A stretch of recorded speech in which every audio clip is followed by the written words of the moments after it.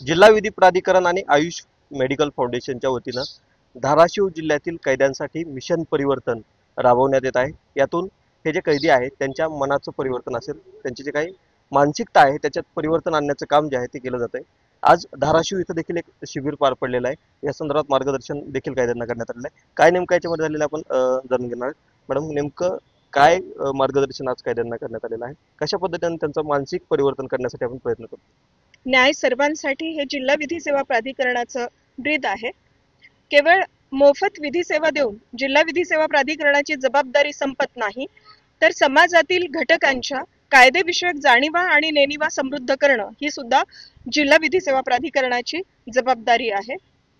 कालची पाने पुसून टाकण्यासाठी अस्तित्वाची हवी धमक, राख झाली तरी माणसा आभाळ भरून एकदाच चमक, या प्रेरणेने जिल्हा विधी सेवा प्राधिकरण कामकाज करतं आणि समाजाच्या कायदेविषयक जाणीवा प्रगल्भ करत असतानाच जे कारागृहातील बंदी आहेत त्यांना सुद्धा त्यांच्या फायद्याच्या ज्या योजना आहेत त्या त्यांच्यापर्यंत जनजागृती कार्यक्रमाने पोहोचवल्या जातात। माननीय राष्ट्रीय विधी सेवा प्राधिकरणाची नशामुक्त भारताची एक योजना 2025 साली आलेली आहे।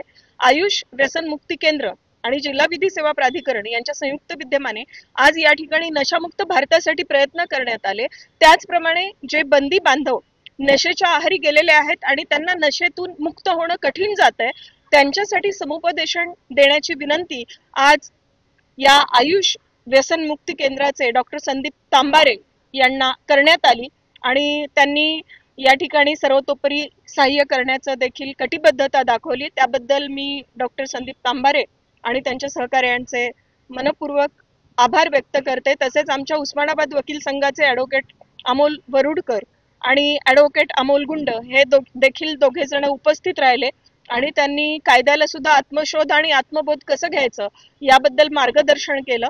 सगळेजण जेव्हा समाजातले सर्व घटक जेव्हा एकमेकांच्या हातात हात घालून मार्गक्रमण करतील तेव्हा कुठलीच प्रगती किंवा कुठलीही योजना अयशस्वी ठरू शकत नाही आणि नशामुक्त उस्मानाबाद होण्यासाठी हे एक खूप सकारात्मक पाऊल आहे असं मी या कार्यक्रमाच्या निमित्ताने सांगेल। धन्यवाद। आपल्यासोबत डॉक्टर साहेब देखील आहेत। मला सांगा, नेमकं कशा पद्धतीनं मार्गदर्शन जे आहे ते सर्व कैद्यांना करण्यात आलेलं आहे, कशा पद्धतीनं हे या कैद्यांचं मनपरिवर्तन करण्यासाठी आपण प्रयत्न करतो?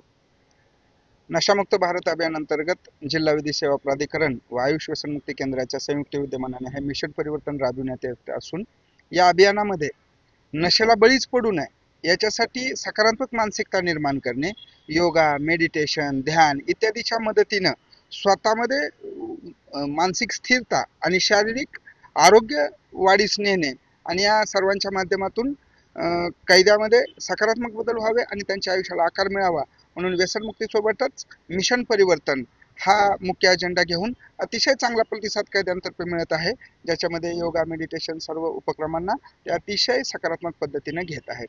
तर आतापर्यंत साधारणतः किती कैद्यांना आपण मार्गदर्शन केलेलं आहे, कसा फायदा झाला तुम्हाला? आमचा हा धाराशिव जिल्ह्यातील कारागृहात 12वा प्रोग्राम असून आतापर्यंत जवळपास 1250 बंद्यांना या अभियानाच्या माध्यमातून लाभ झालेला आहे।